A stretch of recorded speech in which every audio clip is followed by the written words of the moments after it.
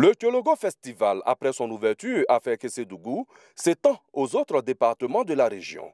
Pour le deuxième jour, c'est Kong qui vit au rythme de ce festival. Une conférence avec plusieurs historiens revient sur l'histoire de Kong. Et des démarches révèlent que Kong est le berceau de la région du Thiologo.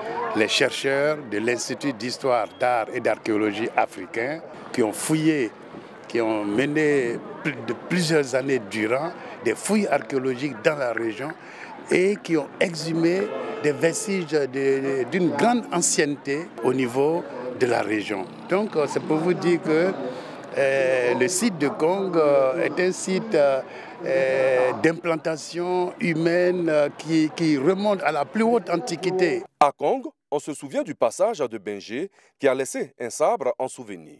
L'Africain est venu avec Benjé dans la cour et il a logé dans une maison de la cour. En reconnaissance, quand Benjé il a fait tout son temps ici, quand il partait, il a donné un fusil et fit ses sabres. Le domicile de Benjé résiste un peu au temps.